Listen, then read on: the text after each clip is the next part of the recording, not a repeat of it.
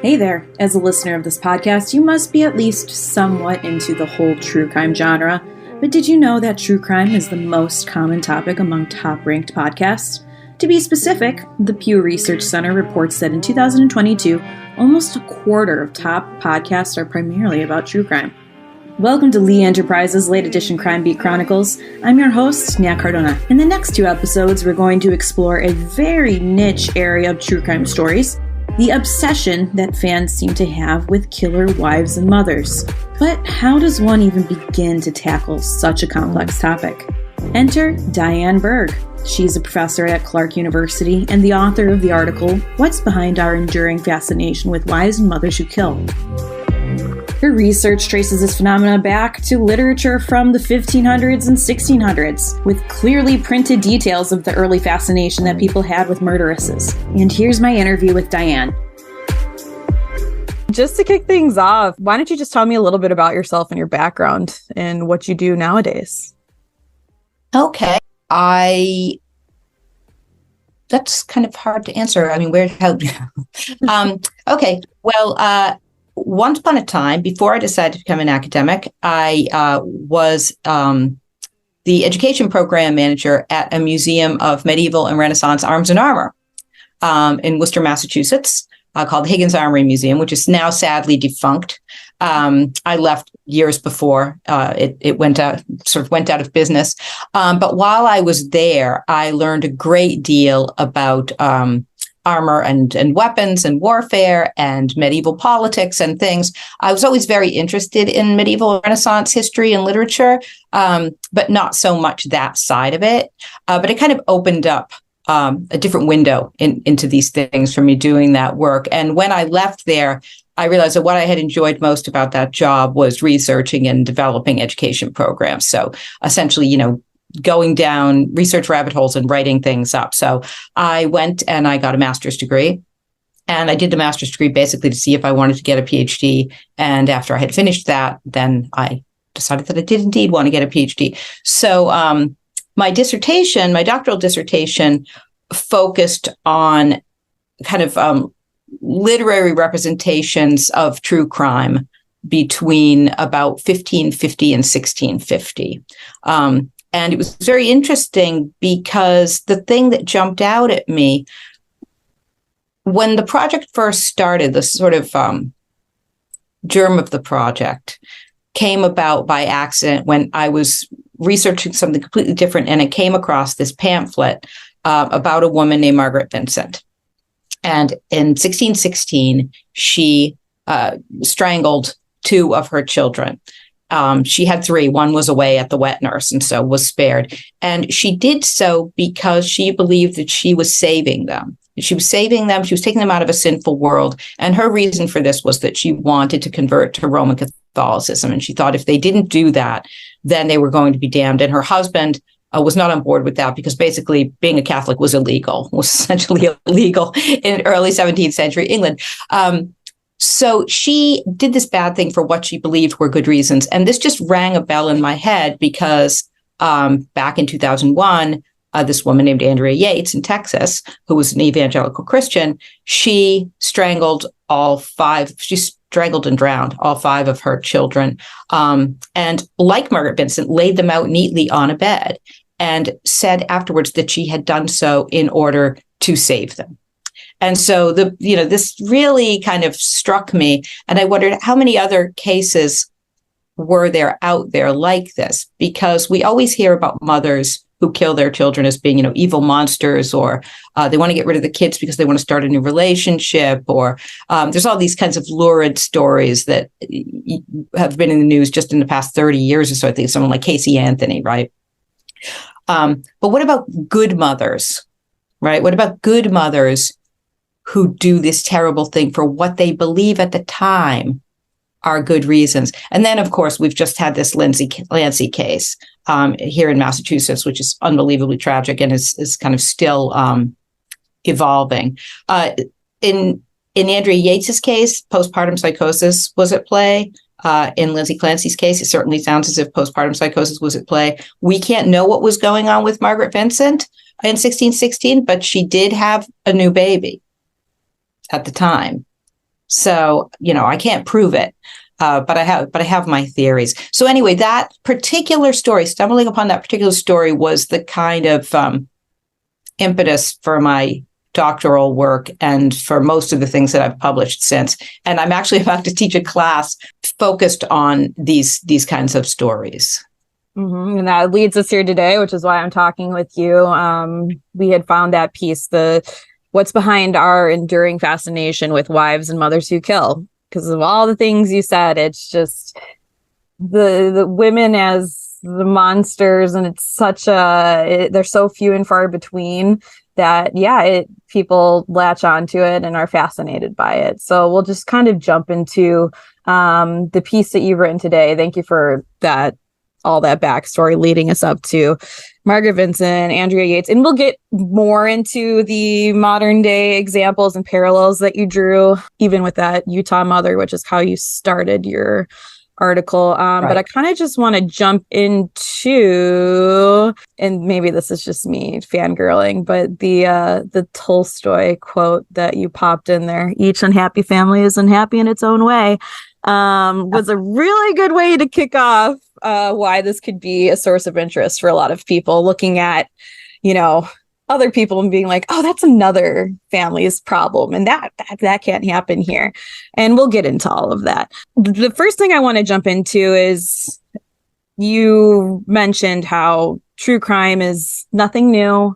It's always been a tale as old as time that people are fascinated with it and devour it in different ways. Nowadays, we've got the podcasts and the documentaries and novels and this and that. But from your background in the 1550, 1650, that time range, it was not obviously those things. You mentioned ballads, domestic tragedies, and these penny pamphlets. Can you explain what those are? like what the hell are those? Yeah, it's really interesting. So, there's no news reporting in this period, right? Like what we would think of as, news reporting. But news does get disseminated, obviously. So, if there's a big scandal, there is going to be ways for people to find out about it. So it's very interesting because we're also kind of in the early days of print, right? The printing press arrives in England in 1475. William Caxton's the first guy to use the printing press in London in 1475, and he starts printing. Aside from obviously religious things, are gonna get kind of priority. He printed the Canterbury Tales, and he printed Thomas Mallory's Morte d'Arthur. It sort of gives us some sense of what people were interested in reading, right? So think about what were the first websites, right? Because you can really make the printing press analogous to the internet. So what were the first things that started appearing on the internet? It tells us something about what people were interested in back in those embryonic, information superhighway days. So by the middle of the 1500s, you're getting more kind of political tracts being printed, and starting to see chronicles. So basically, these are what pass for, they're not really news. They're kind of somewhere between the Encyclopedia Britannica or something. There's several chroniclers that are very famous, and their names aren't really important for our conversation, but Raphael Holinshed and John Stowe, several others, and they print these sort of big chronicles that are going to give you the history of England, everything important that ever happened in it. And mostly they just talk about kings and queens and battles and the usual things you would expect. But this murder that happened in 1551, which I write about in the article, Thomas Arden, he was murdered on Valentine's Day, 1551, by his wife, Alice, and she conspired with her lover, a guy named Mosby, and some of their servants and a couple of hired killers. The whole thing is actually kind of slapstick. When I teach the text that's based on it, the play, Arden and Faversham, my students are always like, I've had these murders compared to the wet bandits in Home Alone. They're kind of incompetent. That was a good comparison, but and I can't get it out of my head. But anyway, so these are just middle-class bourgeois people living in a London suburb, and there's nothing important or famous or particularly interesting about them except the woman conspires to murder her husband. And this winds up in one of these chronicles. It winds up in Holinshed's Chronicle amidst Julius Caesar invading Britain and things like that. And the reason he included this seemingly ordinary and unimportant episode, he says, is because of the horribleness thereof. Because the idea of a wife killing her husband is so horrible, right? It goes against nature. It goes against the sort of political theology of the time. It threatens order in the household. And in this period, there's this kind of analogical framing of the household as like a miniature state, a little commonwealth. There's a long tract about it by John Dodd and Robert Cleaver that comes out in the 1500s. And essentially, it's kind of just saying that the household is just like a miniature kingdom. And of course, who's at the top of the kingdom, right? The husband and the father, right? Everybody is subordinate, just like the king is the head of the nation and God is the head of the universe. And this is the analogy. So if a wife kills her husband, it's a political crime. It's treason. It's like killing the king, right? So whereas if a husband kills his wife, he's guilty of murder. And depending on his social class, he'll be hanged or maybe beheaded. If a wife kills her husband, she's going to be burned because that's the penalty for treason. So this case gets way more attention than you would think it should merit and winds up in this chronicle and inspires a play called Arden of Faversham, which comes circa 1590. We don't know. The writer is unknown. And it also inspired at least one ballad that we know of that came out way later, like 1630 or something, which ventriloquizes Alice Arden just before she dies, before she gets burned at the stake. And basically she goes on for, I think, 19 verses about how terrible she is and how sorry she is and how what she did was really, really wrong and you should never do it. So there's all this kind of like rhetorical work that these kinds of cases serve beyond just saying, okay, this is a crime. This is what happened. These are the details. It's like, so what, right? Going back to what you were saying about Tolstoy, right? It's like, how can this be used, weaponized to kind of reinforce the status quo and what's the word I want? Dissuade, discourage other people from doing this kind of thing, right? Show them what the consequences are. Mm-hmm. Yeah, it's the true life scary story to keep people in line. Yes. Yeah. For sure. A cautionary tale. Cautionary tale. Yes. Yeah. We need to take a quick break, so don't go too far. Okay, so we're going to toggle a little bit between current day and going back, and it's going off of the things that you just mentioned. So this is probably pretty straightforward, and most people, especially like true crime junkies, should know this. But statistically, crimes committed, whether it be a murder, a rape, a burglary, kidnapping, it's typically by somebody and it's typically a man who does it. And I mean, I devour these true crime podcasts, and you always hear, whatever the case, it's like the husband always does it, or the boyfriend, and it's true, and that's sad. But then it's like, okay, move on, because it's dime a dozen.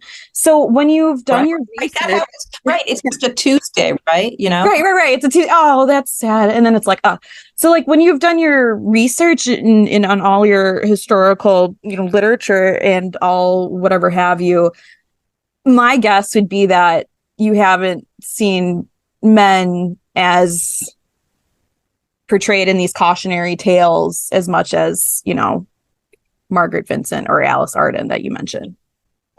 Yeah. I mean, I think, and it occurs to me, I didn't really answer your question about the pamphlets, and this ties into that. So these pamphlets are basically cheap. I make them kind of analogous to tabloid newspapers, the things that you see at the supermarket checkout or online now, with the kind of like the red, in the UK, they call them red tops because they always have like a red headline. And, it's like, demon mother murders helpless angel children, that kind of stuff. And they're grabby and they're cheap and they're really disposable, right? You read that and then you line the cat box with it or something. And these pamphlets were cheap like that. They were mass produced.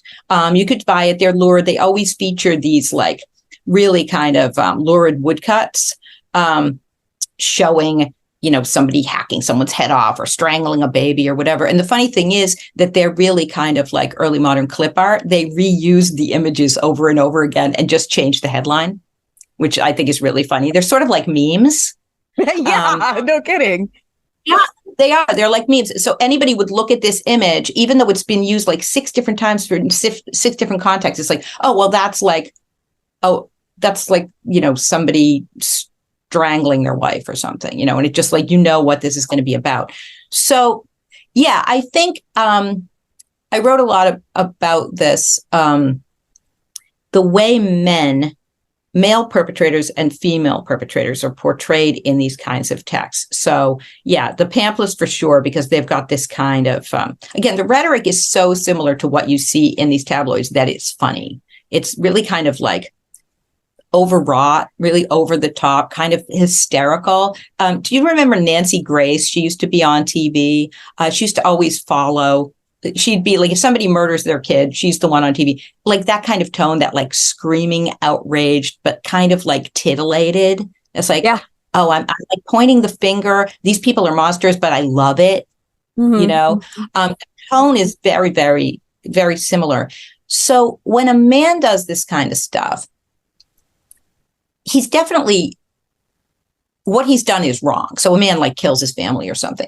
The portrayal of him is definitely, the disapproving. But what he has done, the sort of social crime he has committed is called petty tyranny, because a man is supposed to be in charge, right? He's supposed to have all the power. But and it's okay for him to chastise his subordinates, right? Like, it's his job to chastise his subordinates. He should beat his children if they misbehave. He should chastise his wife if she's insubordinate, right? But he shouldn't kill them, right? He shouldn't beat them to the point of, maiming them or seriously harming them. And he certainly shouldn't kill them. So when a man does these kinds of things, he has abused his power. And that is very much disapproved of. But there's also often kind of a whiff of, well, what made him do it? What drove him to it? Right? Does this sound at all familiar? Right. Okay. So it's just funny that you brought this up, because one of my notes that I had mentioned is like going beyond like a guy who kills his wife. Scott Peterson comes to mind with Lacey Peterson, and then Chris Watts, the family annihilator, right? With killing also his pregnant wife. And it was him, right?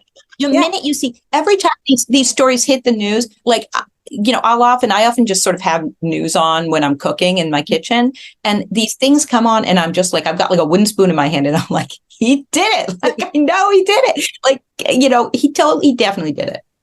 Yeah. And I'm always right. Yeah. And it's just, it's so those two names and everything that you just had mentioned, I had this inner dialogue yesterday when I was thinking about it, because it goes back to the top. Like, why are you and I talking today?